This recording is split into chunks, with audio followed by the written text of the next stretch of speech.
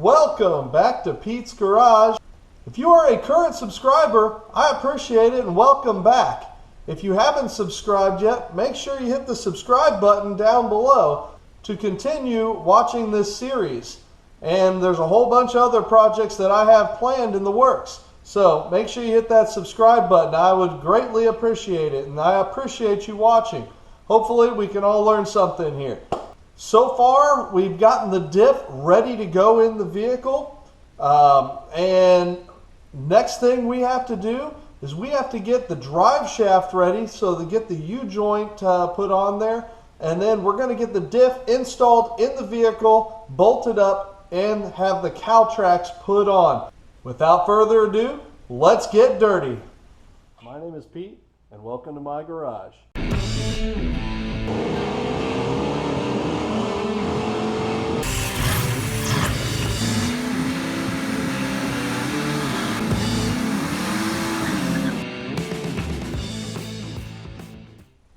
Alright, to connect our Chevy drive shaft to our Ford flange right here, we have to have what's called a conversion U-joint. So you can see our cross in the middle is a little bit bigger right there and a little shorter here. Also, the caps are actually a little bit bigger diameter on the Chevy drive shaft than the Ford flange. So this conversion U-joint will be able to connect the two. So it works out pretty good. I'm going to make sure that the grease zerk is facing the drive shaft. We don't want it facing the flange. We won't be able to get on it to grease it if we do that. So we'll use this vise here to kind of compress all these. It shouldn't be too hard.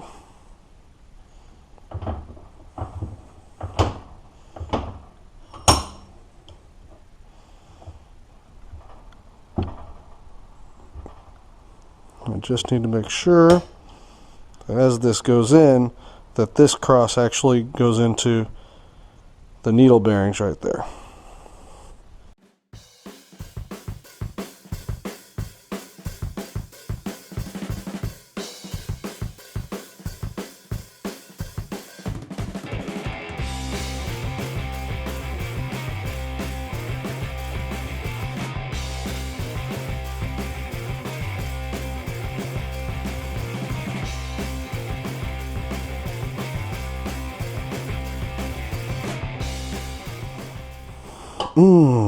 No wonder. I was catching my flange right there in the vise.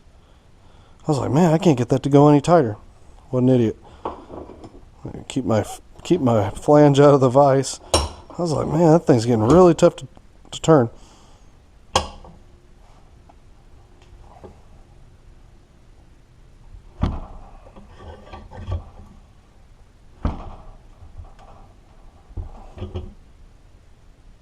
Okay.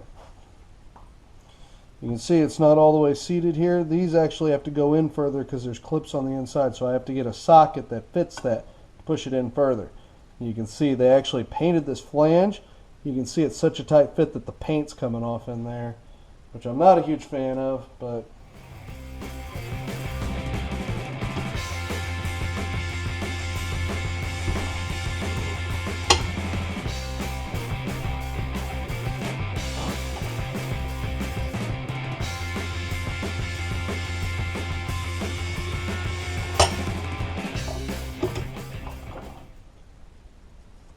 alright, so I pushed it in to the little groove.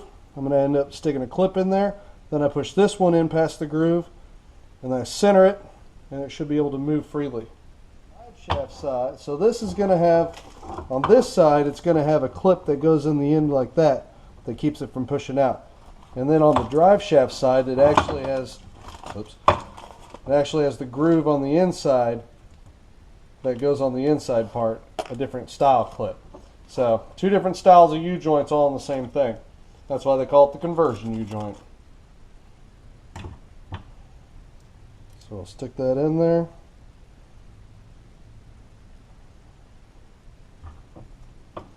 Little pair of needle nose. Alright, see I've pushed it in a little further, but I can just push it back with this side when I center that side in there.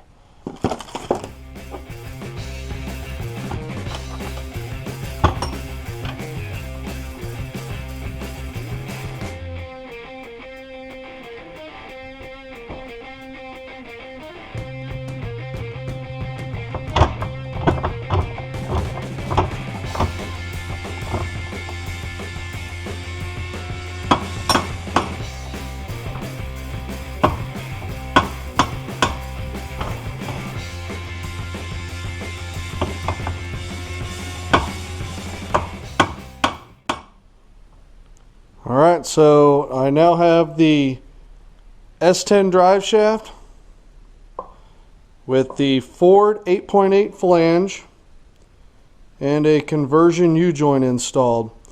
So you can see on the Ford side it uses the external clips, and then on the Chevy side it actually uses internal clips because you have to melt out all the plastic out of the drive shaft.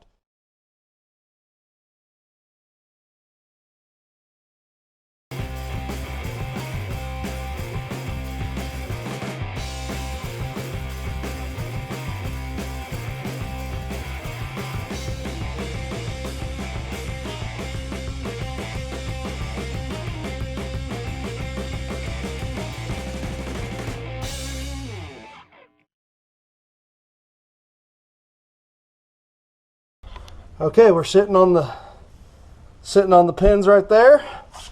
Same on the other side. All right, over here we're sitting on the pin. So at this point, so the 8.8 uses a little bit, it's a bigger housing, so you got to use Ford Explorer size U-bolts here. I'll set it up there. There we go.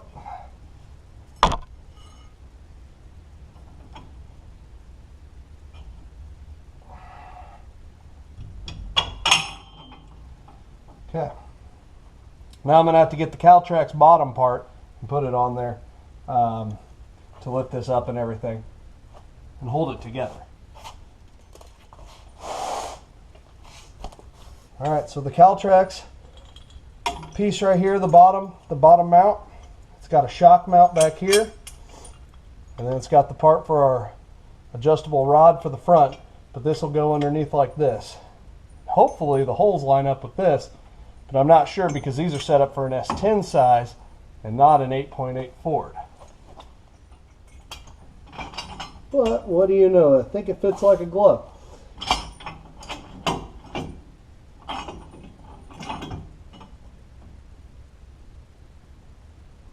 Well, it's close. They're a little tight.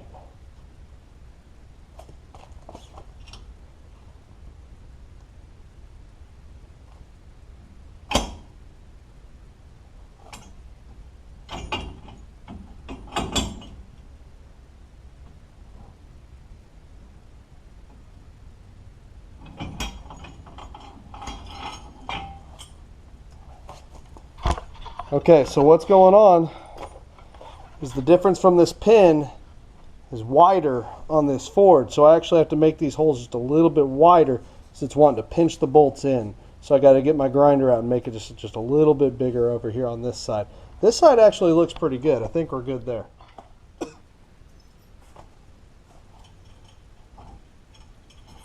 Alright, get some nuts up there to hold this thing together.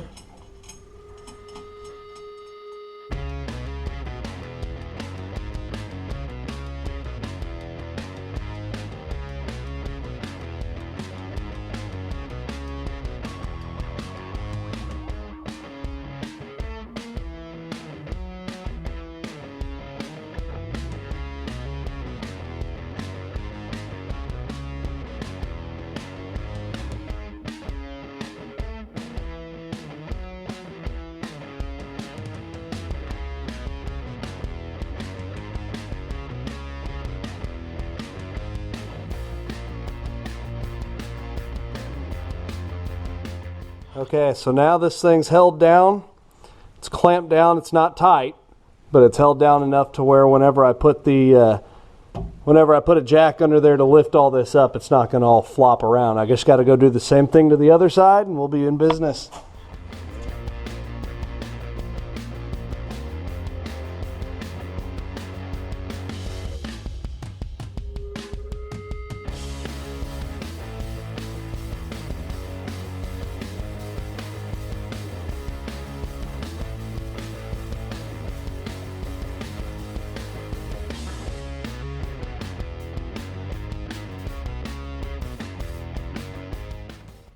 Okay, so we have the aluminum bushing right here.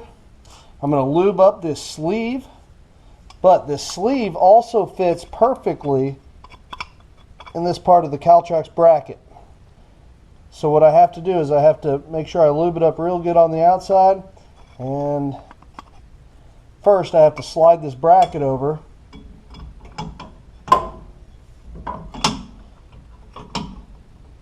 So you can see this piece right here pretty much is going to rest on the spring, or it's going to be really close. And then when this piece comes up, I can slide this in there. They supplied this with some lube.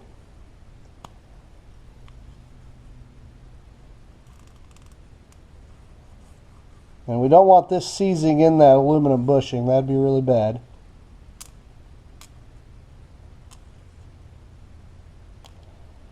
So we want to make sure we lube this up. Plus it would probably make a lot of noise.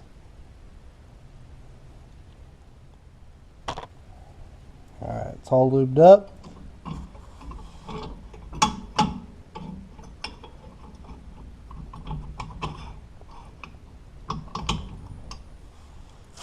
Alright, that's in.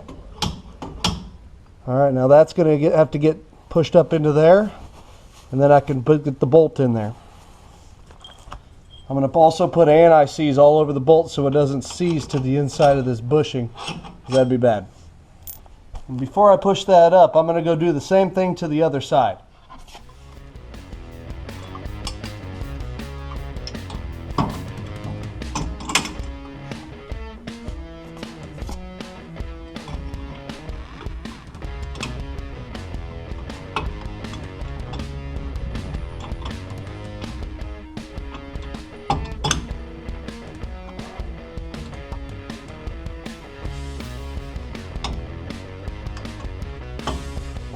Yep.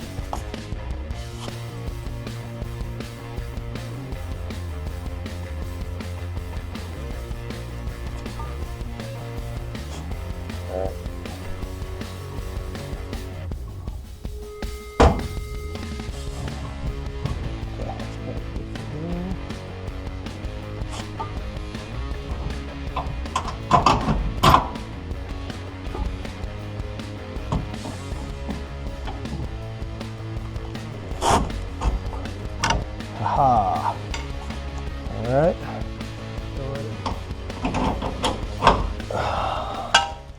Okay, thank you. All right, looks like I'm gonna end the night with the springs bolted in. It's not tight. I don't have any of the bolts tight until I get it all up at ride height and everything adjusted. But the rear end is bolted in basically. I do need to cut my U-bolts a little shorter so I can get a socket on there and torque them properly. But and then I'll have to take these heim joints off and hook up my traction bars at the bottom and everything and adjust those. But we're looking pretty good. I just need to get my brake line hooked up, take apart my brakes, hook up. Hopefully the GM park brake cable hooks up to the Ford. I think it will. I can probably adjust it and make it work. Since this thing is a stick shift, we kind of need a park brake. But then I got to do the U-joint, and that's it. I think we torqued these to about 78 foot-pounds. My socket isn't that long, and whenever you have these hanging down there, you don't want them hitting on the ground or whatever. I guess they might not. But what we got to do is we got to cut these shorter so we can get a socket on them. So I'm probably going to cut them somewhere around right there. We'll just get the cutoff wheel.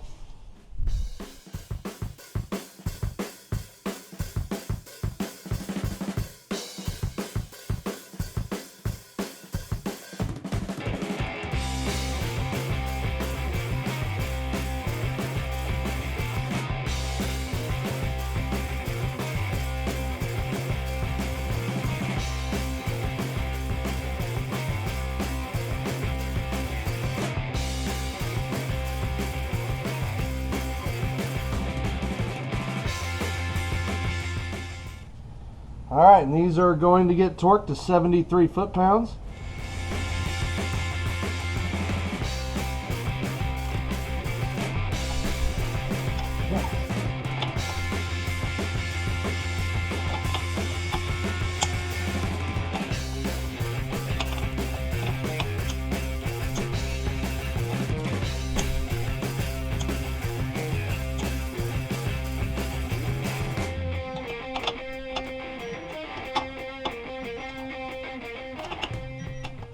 Alright, next I need to torque down all my shackle bolts and my front leaf spring bolts. But in order to do that, I need to have the differential up pretty much at ride height. Okay? So I'm going to lift this up with the jack underneath it till it comes off my jack stands so I can torque everything down.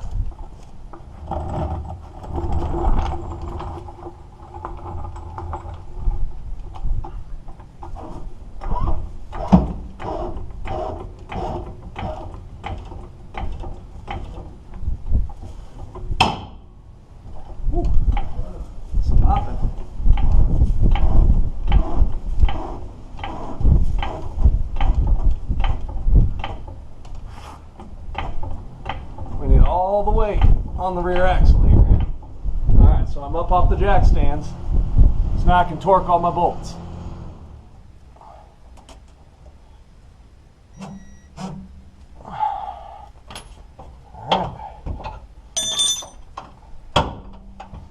Alright, so the Caltracs can still move.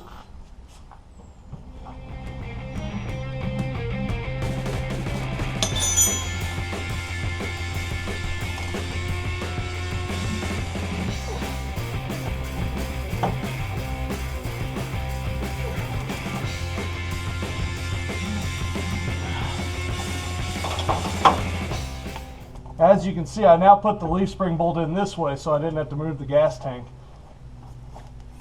Makes it a lot easier to install.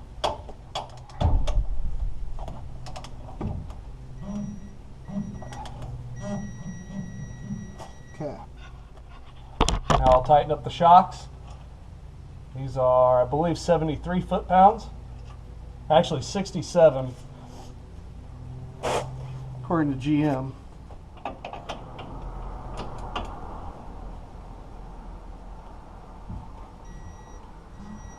Okay, time to do the other side.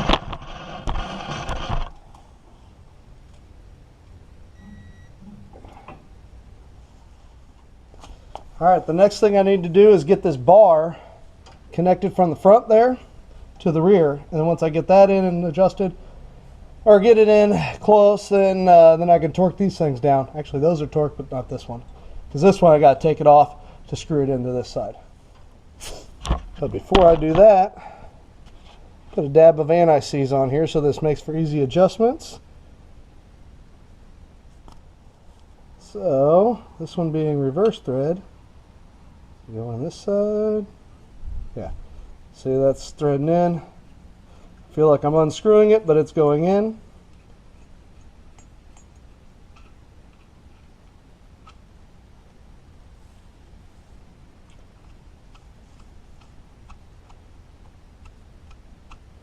Pretty much run the nut all the way down, screw this all the way on. I'll run the nut all the way down on the other side and screw it all the way on. So therefore, any adjustment I make to this side makes the same adjustment to the other side. And so one side doesn't unscrew faster than the other. This is normal threads.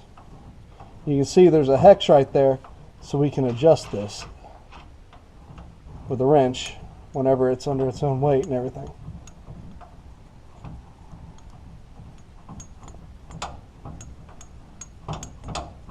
Alright, so that's all the way adjusted, all the way in, and you can see now my holes don't line up, but I can pretty much undo this.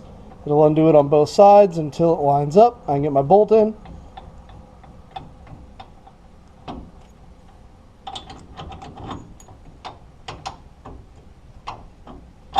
Okay.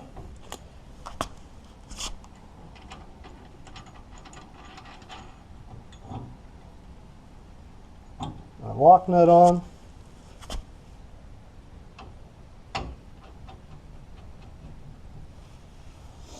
And I believe, according to the instructions, we want to have a little bit of a gap up here on the top.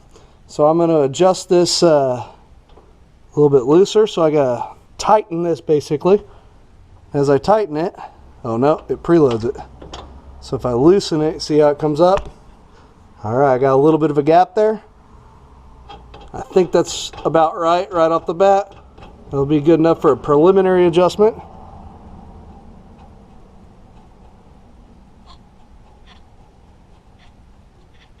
To get us close.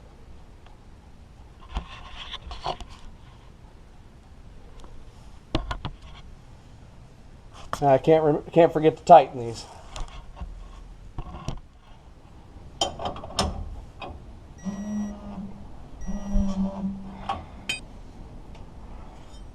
I gotta do the same thing to the other side.